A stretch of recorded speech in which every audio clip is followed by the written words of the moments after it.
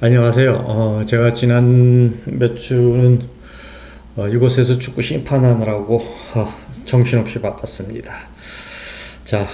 일전에 말씀드린 대로 목사와 신학에 대해서 주로 한국교회입니다. 한국교회 목사와 신학에 대해서 논하도록 하겠습니다.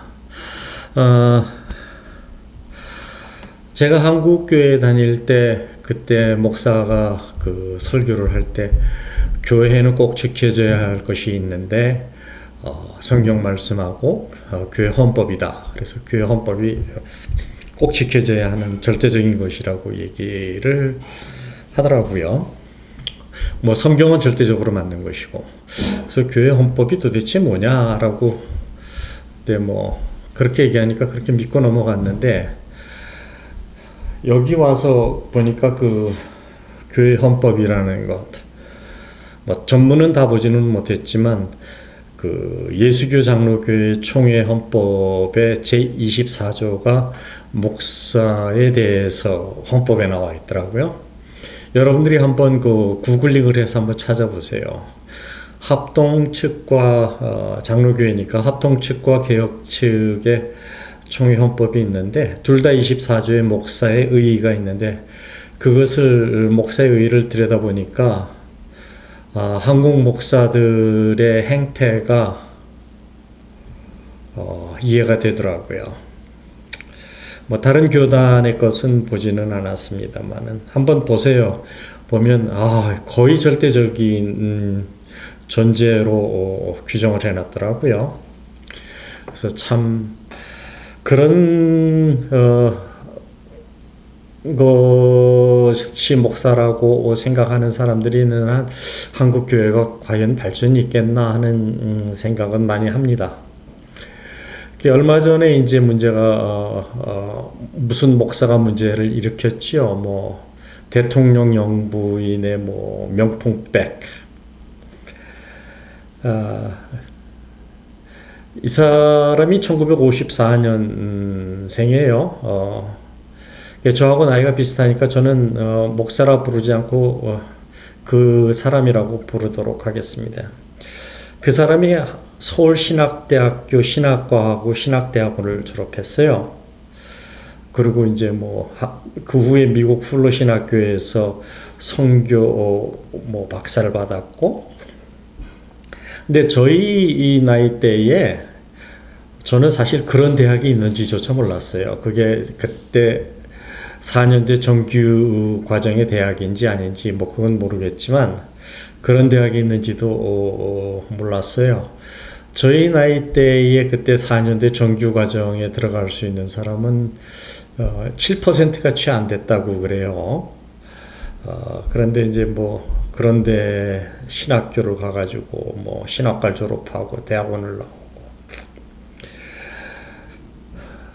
이자가 하는 얘기를 듣는 순간 저는 다른 얘기를 떠올렸어요. 이자가 뭐라 그랬냐면 대통령 영부인이죠. 아무것도 받지 않았으면 아무 일도 안 생겼다 라고 이제 언론에서 얘기를 하더라고요. 저는 딱 그 말을 듣는 순간 무엇이 딱 연상으로 떠오르냐면은, 내 유혹에 넘어가지 않았다면 아무 일이 안 생겼다. 이 얘기가 떠오르더라고요. 그게 바로 사탄이 한 거거든요. 사탄이 에덴 동산에서 하와를 유혹할 때 유혹했잖아요. 그렇죠? 선악과를 가지고. 그 선악과 유혹에 하와가 넘어가지 않았으면 우리들은 지금도 에덴 동산에 살고 우리는 죄인으로 태어나지 않았을 거예요. 딱 그 얘기가 떠오르더라고요. 그러니까 그 얘기는 뭐예요? 사탄이 하는 얘기나 그자가 하는 얘기나 똑같다는 얘기죠. 참 목사가 그런 얘기를 할 수 있다는 것에 제가 아연실색을 했는데, 제가 이제 그자의 행태를 보고 무엇이 생각이 나냐면, 야, 저런 자가 목사라고 타이틀을 달고 있는데 그러면 세상에 안 믿는 사람들 또는 교회에 처음 나오는 초심자들은 저 사람이 목사라고 하면 목사에 대해서 인상이 어떨까? 아주 개신교나 기독교를 아주 먹칠한 거 아니에요?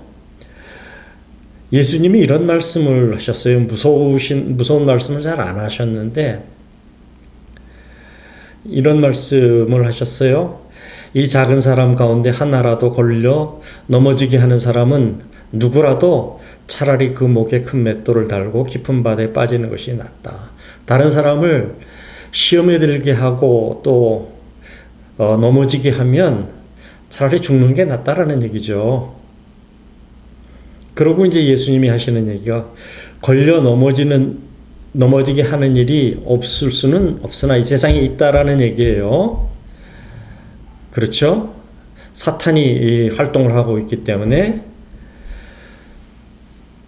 그리고 또 거짓 선지자들이 하고 있기 때문에 걸려 넘어지게 하는 일을 일으키는 자는 그 사람에게 화가 있다라고 예수님께서 말씀하셨어요. 그게 마태복음 18장 6절에서 7절에 나와 있어요.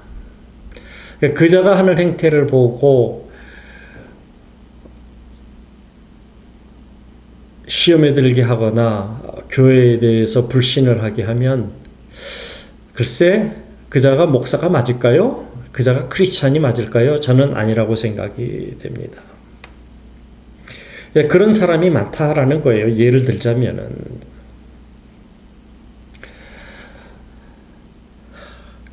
그래서 이제 첫째, 목사라는 것이 직업화가 되어 있고 너무 세속화가 되어 있다라고 저는 생각을 합니다.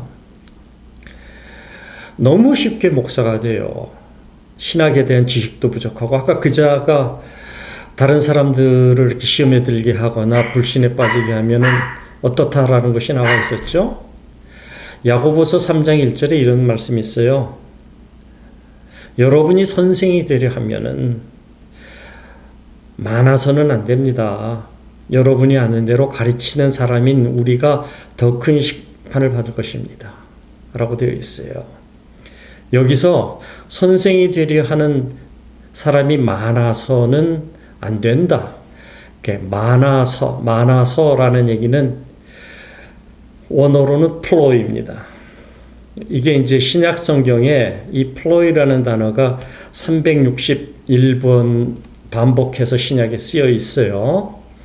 이 플로이라는 단어는 영어로는 many나 much, 양이 많은 것으로 이제 번역을 합니다만은 이 말을 어원을 깊이 따지고 들어가면 거기에 freely라는 단어가 있어요. 자유롭게.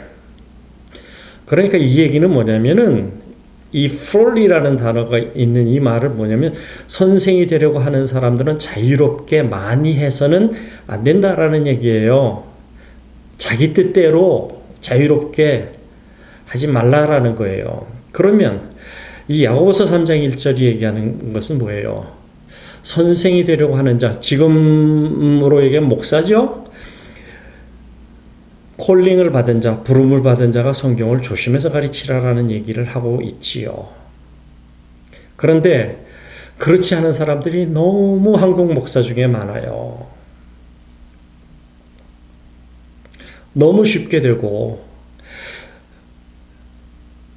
질이 떨어지는 사람들이, 수준이 떨어지는 사람들이 세상에서 실패하고 할 일이 없으면 목사가 되는 사람 무수히 많잖아요.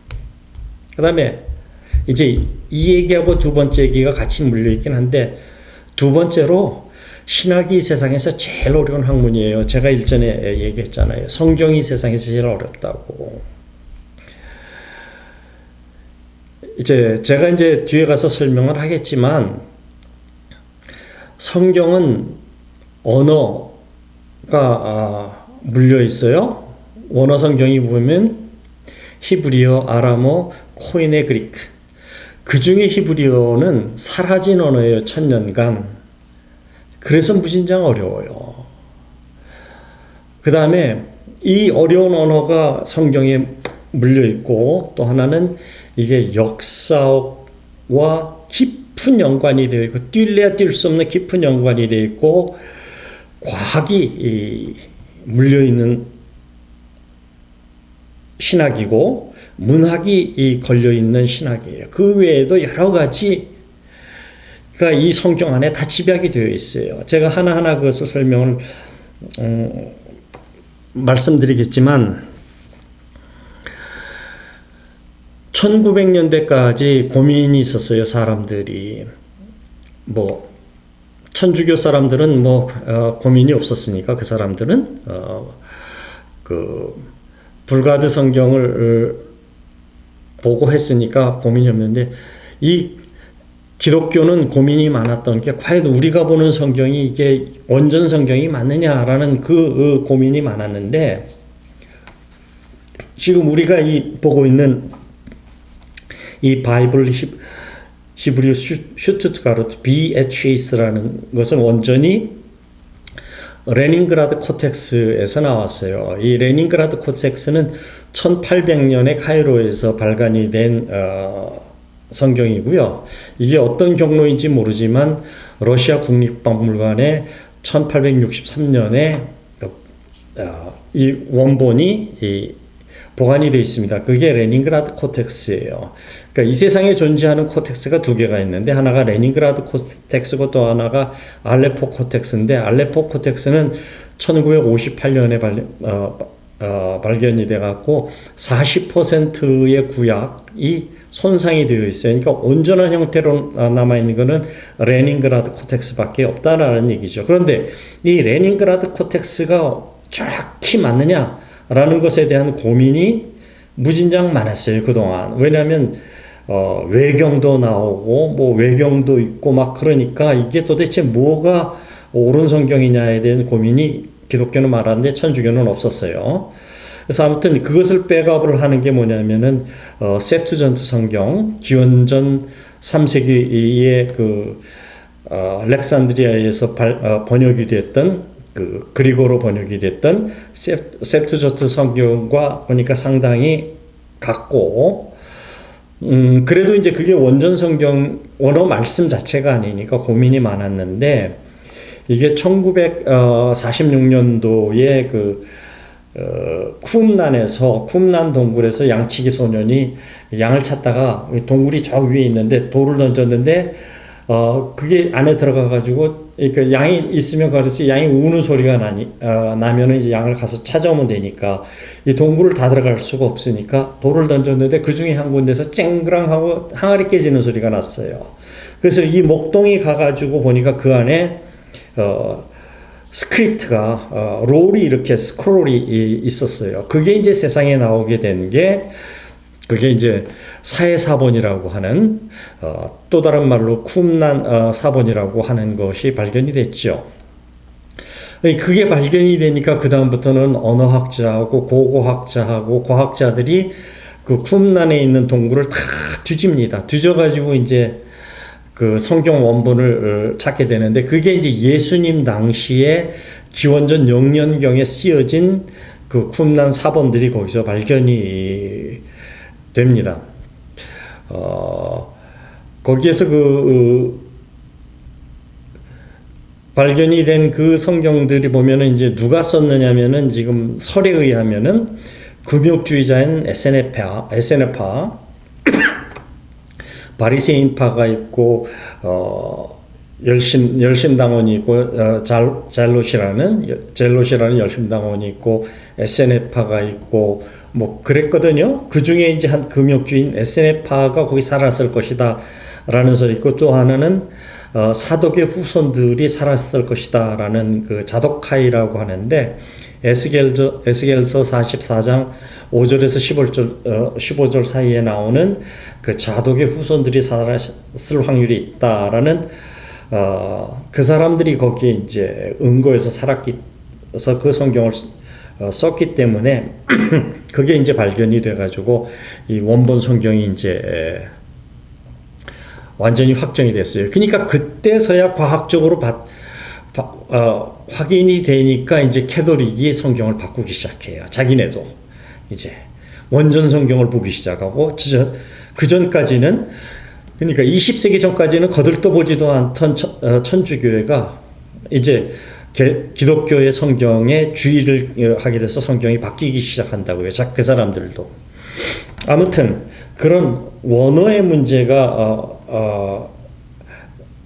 있었어요. 그래서 기독교인들이 고민이 많았는데 우리가 보는 성경이 과연 맞느냐라는 것에 대해서 그게 이제 그 쿰난 성경으로 인해서 사회사본에 의해서 이제 완전히 확인이 됐어요. 그래서 이제 언어의 문제가 있습니다라는 것, 이 원어를 잘 알아야 정확한 원어 성경을 알 수가 있어요. 그러니까 원어를 모르고 번역본 사본을 보면 어떤 문제가 있는지 제가 뒤에서 설명을 할 겁니다. 두 번째, 성경이 역사하고 아주 밀접한 관계가 있어요. 그러니까 역사를 모르고선 성경을 이해한다는 것은, 제대로 이해한다는 것은 수박 겉핥기식이에요. 그러니까 성경이 말하고자 하는 것을 정확히 모른다라는 얘기죠. 그러니까 수박 겉핥기를 하다 보니까 해석이 많아지고 분분해지고 인간의 생각이 들어가서 옳지 않다라는 것입니다. 그 예를 제가 하나 들어드리겠습니다. 마가복음 12장 30절에서 31절에 나오는 내 마음을 다하고 목숨을 다하고 내 뜻을 다하고 내 힘을 다하여 너희 하나님 주님을 사랑하여라. 둘째는 내 이웃을 내 몸같이 사랑하여라. 이 계명보다 더 큰 계명이 없다라고 이제 얘기하죠. 그 율법학자가 예수님한테 와서 물었어요. 제가 평생을 율법을 공부를 했는데 이 율법이 말하는 것이 무엇입니까? 라는 질문에 나온 답변이 마가복음서 12장 30절에서 31절이에요. 자, 그런데 이 예수님이 말씀하신 것은 그냥 없던 얘기를 하신 게 아니라 첫 번째 내 마음을 다하고 목숨을 다하고 뜻을 다하고 해서 너희 하나님 사랑하라. 이건 율법의 제10계명의 제1계명이죠. 제2 두 번째는 이것이다라는 게 어디에서 나오냐면 레위기 구약에 레위기 19장 17절에서 18절에 나와요. 원수를 갚지 말고 동포를 원망하지 말고 내 이웃 사랑하기를 내 자신과 같이 사랑하라. 나는 여호와니라. 레위기의 말씀을 한번 반복해 주신 거예요. 그래서 그 레위기 19장 17절 18절에 이웃에 대해서 말씀을 하실 때 마지막에 나는 여호와니라 라는 말이 있어요. 아니 야훼. 그러니까 구약 성경을 읽으실 때 나는 여호와니라 나는 신이다 라는 얘기가 붙어 있으면 이거는 무진장 중요한 얘기를 말씀하는 거예요. 그래서 자신과 같이 사랑하라. 그런데 조심해라. 나는 여호와다. 이 말씀을 안 지키면 너는 보복이 있을 것이다. 벌이 있을 것이다 라는 것을 얘기를 하죠. 신약성경에 보면은 이 말씀, 이웃에 대한 사랑을 이제 아까 마가복음서 12장 31절에 얘기를 했지만 이것을 마태복음에서는 자세히 풀어주셨어요. 마태복음 5장 39절에서 42절에 보면 이렇게 되어 있죠. 나는 너희에게 말한다. 악한 사람에게 맞서지 말아라. 그렇죠? 원수를 갚지 말아라는 얘기가 여기서 나와요. 레위기에서 얘기했던 게 악한 사람에게 맞서지 마라. 누가 내 오른뺨을 치거든 왼쪽 뺨마저 돌려대어라. 너를 고발하여 속옷을 가지고 하자는 자에게 겉옷을 주라. 가지게 해라. 그 다음에 누구든지 너로 억지로 오리를 가게 하거든 그 사람과 심리를 동행하라. 내게 달라는 사람에게는 주고 내게 꾸려고 하는 사람에게는 물리치지 마라 라고 네 가지를 말씀하셨어요. 오른뺨을 치거든 왼뺨을 대라. 속옷을 달라고 하면은 겉옷까지 주어라. 그 다음에 오리를 가라고 하면 심리를 가라. 그 다음에 달라고 하면은 주어라 라는 네 가지. 그런데 앞에 세 개는 마지막은 쉬워요. 그렇죠? 누가 달라 그러면 줘라. 그러니까 쉽죠. 앞에 세 개는 역사를 모르면 이 얘기가 무슨 얘기인지를 몰라요. 내 몸같이 사랑하여라 하고 이렇게 얘기를 하는데 자, 설명을 할게요. 여러분들이 교회를 오래 다니셔도 한 번도 들어보지 못한 얘기를 제가 할 겁니다. 내가 이쪽이 저 오른뺨이에요. 오른뺨을 치려거든 왼뺨을 대라. 상대가 나의 오른뺨을 치려면은 무슨 손으로 오른뺨을 때릴 수 있습니까? 보통 사람들이 때리면 오른손으로 때려요. 오른손으로 때리면 어디로 옵니까? 왼뺨을 와요. 그런데 여기에서 마태복음 5장 39절에 뭐라고 되어 있느냐면은 오른뺨을 때리면, 그러니까 오른뺨을 때린다는 얘기는 어느 손으로 때린다는 얘기예요? 왼손으로 때린다는 얘기 아니에요? 중동지방에 오래 사신 분이나 그 다음에 유대의 그 역사를 알면은 왼손은 더러운 손이 악의 손이에요. 오른손은 선한 손이고, 그래서 밥을 먹을 때도 오른손으로 먹어야 되는 게 이게 선한 손이기 때문에 그래요. 그러니까 중동지방이나 유대지방에 가면 왼손은 악의 손이에요. 그래서 물건을 줄 때 절대 왼손으로 주면은 큰 실례입니다. 화를 내요. 왜냐하면 악의 손이기 때문에. 그래서 용변을 보고 닦고 닦을 때는 왼손으로 닦아요. 오른손으로 절대 안 닦습니다. 그런데 내가 상대방을 왼손으로 때린다라는 얘기는 너하고 나하고 죽기 살기로 결론을 보자라는 얘기예요. 목숨이 걸린 얘기를 하고 있어요. 내 몸같이 사랑하라. 목숨이 걸려 있는 것을 여기서 얘기를 하는 거예요. 오른뺨의 얘기가 바로 천하의 원수하고 다투는 문제가 되고 있어요. 원수가 나에게 어떤 일을 송사를 죽기 살기로 하고자 할 때 왼손을 쓰는 거거든요. 그럴 때 이 사람이 내 목숨을 빼앗을 정도까지 나를 미워하면서 덤비는데 거기에다 대고 대응을 하지 말고 왼뺨을 대라 그러잖아요. 그러니까 상대방은 나를 죽이려고 하지만 그것을 우리의 목숨까지 바쳐가며 그 사람을 사랑하라는 얘기가 여기서 숨어 있어요. 두 번째, 여러분 속옷이 비쌉니까? 겉옷이 비쌉니까? 안에 자켓이 비쌉니까? 안에 속옷이 비쌉니까? 겉옷이 비싸죠? 그런데 유대 역사를 가보면은 이렇게 여행을 할 때 이 사람들이 그 겉옷을 꼭 갖고 갑니다. 가다가 길에서 사막에서 광야에서 자게 되는 경우가 있어요. 그럴 때는 이 겉옷이 무슨 역할을 하냐면 이불 역할을 해요. 그래서 그네들의 겉옷을 보면 길어요. 이불이기 때문에. 그런데 거기에서 겉옷을 갖고 있지 않다면 어떻게 되겠어요? 얼어 죽겠죠. 밤과 낮의 기온차가 크기 때문에. 낮에는 덥지만 밤에는 무진장 춥거든요. 그러니까 사람이 죽는다고요. 그런데 송사를 할 때도 겉옷을 달라고 송사를 하지를 않아요. 왜냐하면 겉옷을 달라고 하면 그 사람의 목숨을 달라고 하는 것이기 때문에. 그런데 여기서 예수님은 뭐라 그러냐면 상대방이 나한테 송사를 해서 네 속옷을 달라고 하면 겉옷인 네 목숨까지도 주어라라는 얘기를 하고 있어요. 그러니까 겉옷이 그렇게 중요한 겁니다.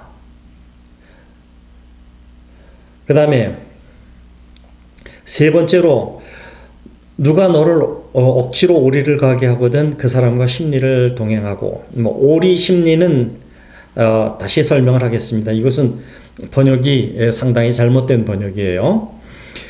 원어를 보면은 누가 너를 1마일을 가고자 하거든 2마일을 가라라는 얘기예요. 마일을 얘기하고 있어요. 로마 시대로 되돌아가 보지요. 그러니까 이 당시에 예수님이 살았던 당시에 로마 식민지였잖아요. 그러면 로마에 가 있고 그 국경이 무진장 넓어요. 그렇죠? 저 위에는 독일의 광부터 시작해서 이쪽에 그 페르시아 제국까지, 그 다음에 남쪽에 이집트까지, 그 다음에 서쪽으로는 스페인까지, 그 무진장 넓은 이 영토의 모든 곳에 군대를 주둔할 수가 없어요. 그 비용이 많이 들기 때문에 로마 제국에. 그러면은 거기에는 간단한 부대 단위, 작은 부대 단위만 주둔하게 하고, 외침이 일어나면 본대가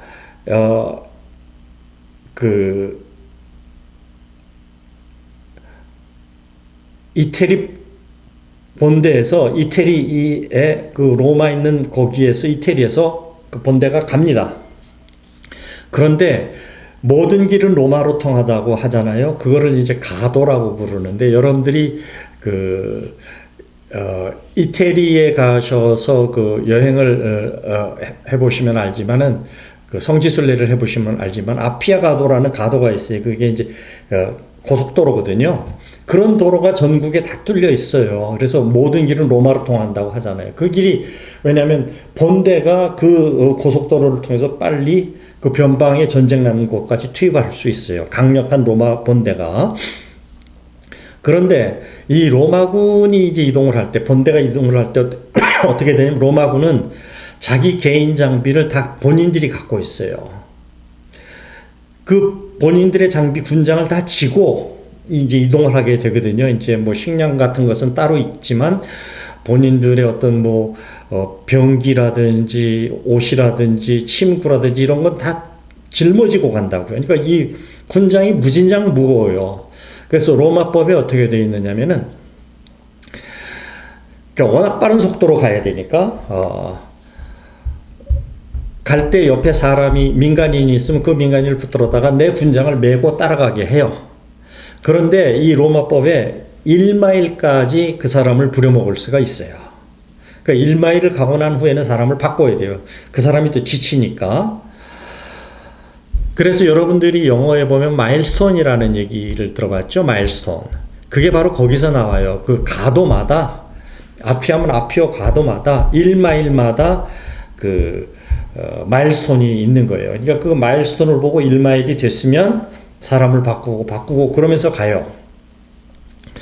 그런데 유대 사람들은 거기에 이제 군장을 메고 갈 때 그렇게 로마군이 붙들어가지고 내 병장기를 지고 1마일을 가자 하고 가면 부역자가 돼요. 그러니까 유대 사회에서 쫓겨나게 되는 거예요. 그러니까 한국 사람들은 좀 이해하기가 좋은데, 흔히 말해서 친일파가 되는 거죠. 그러니까 그 친일파가 되고 나면, 로마군에 봉사를 하고 나면 유대 사회로부터 따돌리게 되는 거예요. 그래서 성경 역사에 보면, 성경에 보면은, 성경에 마태가 세리였잖아요. 삭개오도 세리였고, 그렇게 그래서 유대 사람들이 싫어한 거예요. 인간 짐승보다도 못하게 취급한 게, 왜냐면 로마 정부를 위해서 일하는 사람들이었으니까. 그래서 세리를 미워하는 겁니다. 마찬가지로 이런 군장을 지고 갈 때 같이 지고 간 사람들을 부역자로 보기 때문에 유대 사회에서 이렇게 배척을 당하게 되는, 그러니까 이것도 목숨과 관련이 있어요. 그러니까 아까 얘기한 오른밤 문제도 그렇고, 겉옷 문제도 그렇고, 오리 문제도 그렇고, 이게 다 그 사람의 삶과 직접이 되어 있는 목숨의 문제예요. 그래서 내 몸같이 사랑하라고 얘기한 예를 들어준 거예요. 그러니까 그때 사람들은 그거를 들으면 완전히 이해를 해요. 왜냐면 그 시대의 법이니까, 그 시대의 문화니까, 아, 저렇게까지 내가 이웃을 사랑해야 되는구나. 그런데 우리는 그걸 몰라요. 그때 역사를 모르니까, 그때 문화를 모르니까. 역사가 그렇게 중요하다라는 거죠. 예수님이 4가지를 얘기하셨는데, 이 4가지 중에 3가지가 목숨과 관련된 문제고, 하나는 보편적인 거예요. 그럼 여기서 숫자가 4와 3이 나와요. 수가 나와요. 이건 나중에 다시 설명을 할게요. 이건 수학과 관련이 있는 문제고, 한국의 신학이 얼마나 원어 성경으로부터 또 멀어진가가 바로 이 오리 심리 얘기예요. 오리면은 대충 얼마가 되냐면 한 2km쯤 돼요. 1.96km니까. 그런데 성경에는 1마일로 되어 있어요. 이때 1마일은 로만 마일이에요. 로만 마일은 현재 우리가 아는 현재 마일 1.609km가 1마일인데, 이거보다 적어야 한 0.92마일쯤 돼요. 그러니까 한 1.5km쯤 된다고요. 그러니까 거리로 따지면. 근데 한국 성경은 오리라고 되어 있어요. 2km. 한문 성경을 그대로 한문 성경으로부터 번역이 된 흔적이 여기 나타난 거예요. 원어 성경에 충실하지 않고. 그러니까 역사를 모르니까 그런 어떤 거리에 대한 단위도 모르고 역사를 모르니까 이런 번역을 고치지를 않는 거지요. 그러니까 성경에 이런 한국 성경에 이런 오류들이 많아요. 그러니까 차라리 그냥 이럴 때는 그냥 1마일이라고 써놓으면 더 낫잖아요, 성경적으로. 그런데 그걸 굳이 억지로 그냥 번역을 하다가 보니까 오역이 돼버리는 거예요.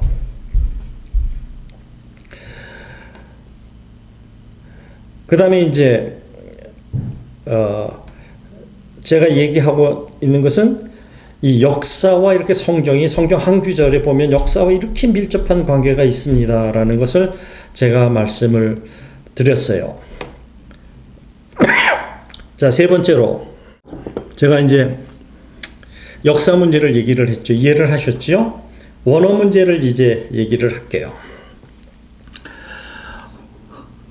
쉽게 여러분들한테 설명을 드릴게요.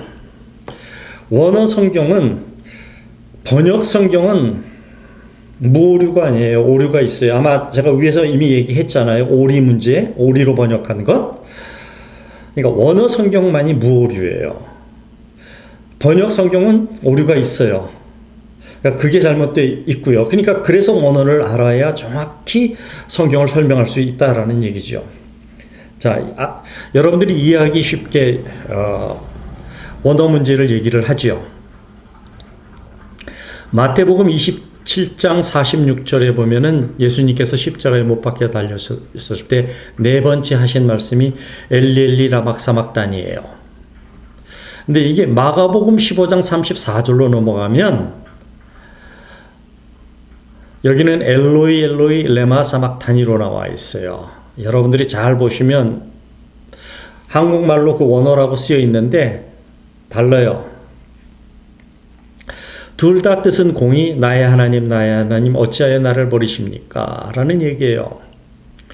근데 왜 마태복음은 엘리 엘리 라박 사막단이로 하고 마가복음은 엘로이 엘로이 레마 사막단이로 하느냐? 사막단이는 같아요. 그 포식 미거든요, 영어로.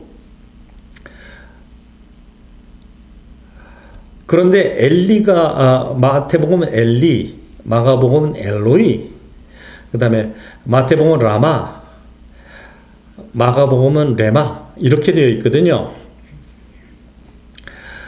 자, 원어의 문제를 이제 얘기를 하는데 이 마태복음과 마가복음이 다르네? 그리고 또 하나 보면은 원어로 보면 똑같은 나의 하나님 어찌하여 나를 버리십니까? 라는 게 구약에 나와요. 그게 시편 21편 1절에 똑같은 다윗이 얘기를 하는 겁니다. 그러니까 다윗이 한 그 말을 예수님께서 똑같이 쓰신 거예요. 성경이 하나님 말씀 자체가 하나님이시잖아요. 그러니까 똑같은 말씀을 하신 거예요. 그런데 인간적인 말 표현은 달라요. 그 시편에 나와 있는 22편 1편을 원어로 읽어보면은 거기는 어떻게 되냐면 엘리 엘리 라마 아첼타니로 되어 있어요. 마태복음은 엘리 엘리 라마 사막단이로 되어 있는데 그건 아첼타니로 되어 있어요. 신기하죠? 같은 말인데 원어가 다르기 때문에 그런 거예요.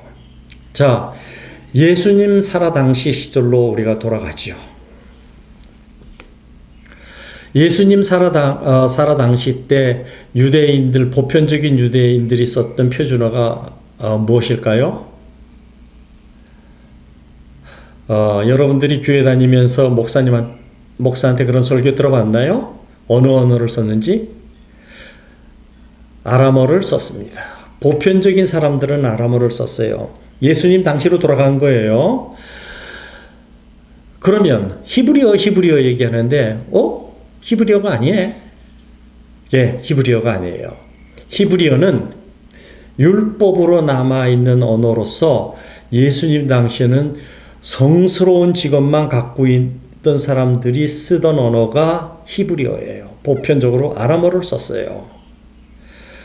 그러니까 율법이 히브리어로 쓰여 있는 거예요. 그러니까 율법학자나 서기관이나 대제사장이나 이렇게 성스러운 직업을 갖고 있는 사람들만이 아는 말이 히브리어고 일반 사람들은 아람어를 썼습니다. 그럼 예수님은 무슨 언어를 쓰셨을까요?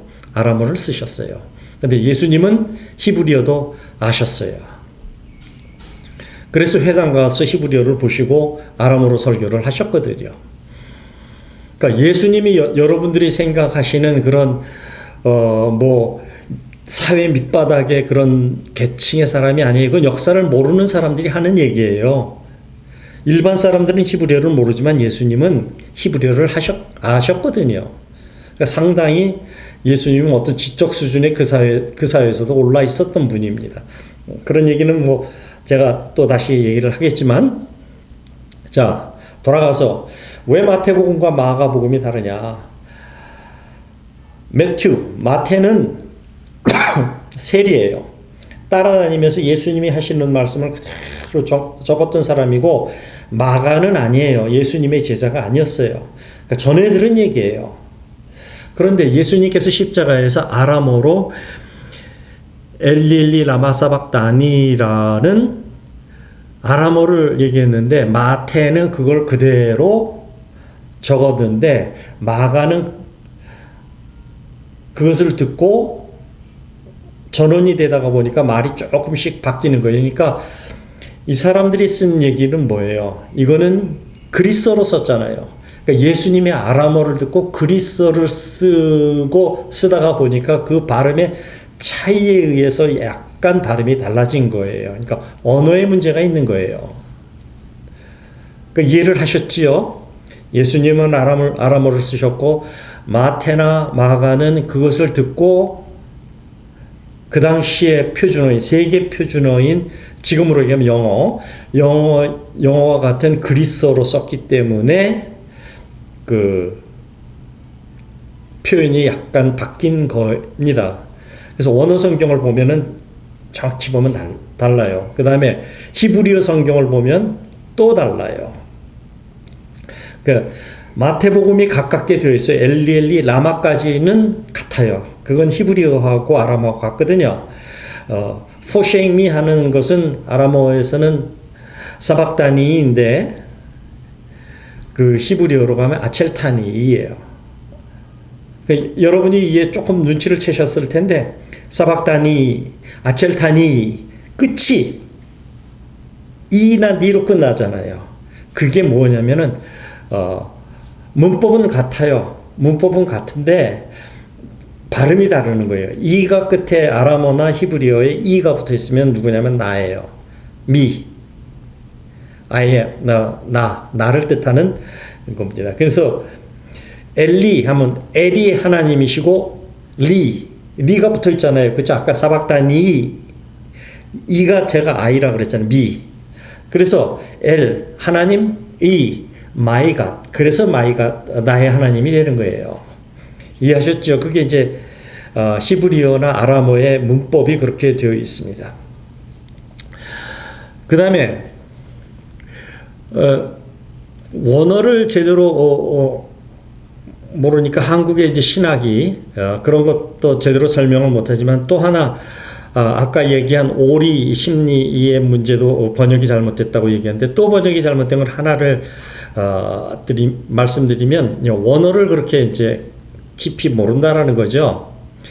마태복음 5장 18절에 보면 이렇게 말씀하세요. 예수님이 내가 너에게 말한다. 천지가 없어지기 전에 율법은 1.1획도 없어지지 아니하고 다 이루어질 것이다 라고 말씀을 하셨어요. 그렇죠?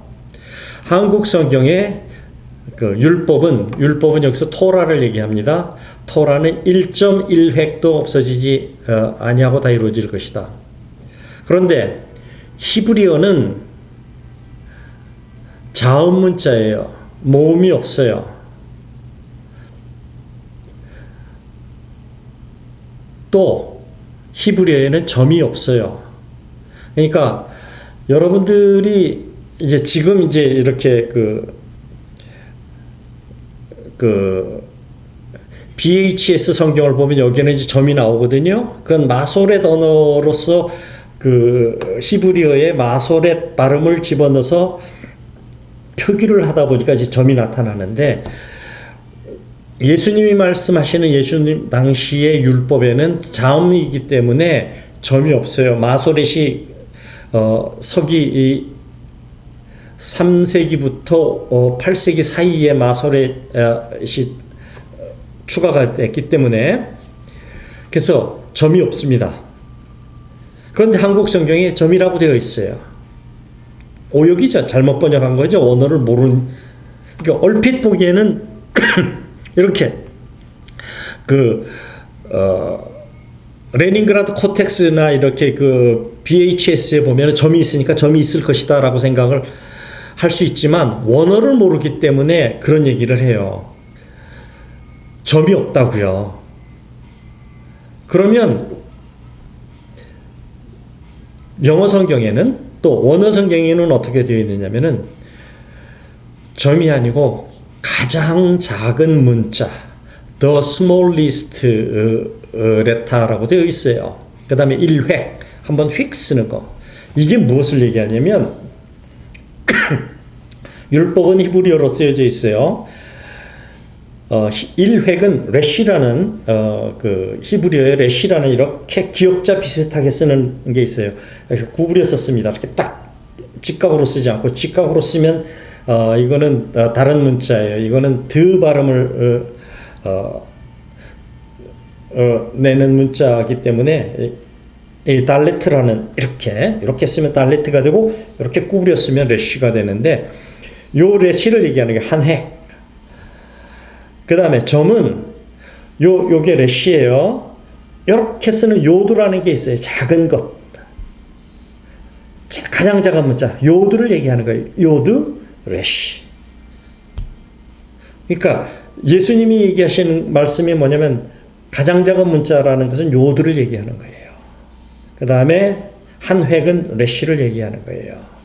이렇게 각을 줘서 쓰면은 한 획이 아니고 이거는 두 획이 되니까 이거는 달레트라고 그래서 다른 문자가 되는 거예요. 그래서 레시, 요드를 얘기하고 있는 것이거든요. 그러니까 영어 성경에 보면 더 스몰리스트 레타라고 되어 있어요. 그게 맞는 번역이에요. 그러니까 한국말 성경이 오역이 되어 있는 거죠. 한국말 성경이 이런 오역이 많아요. 새 번역이 나왔는데도 불구하고 아직 이런 오역이 많습니다. 그 얘기는 한국의 신학이 언어를 모른다라는 얘기를 하고 있는 겁니다.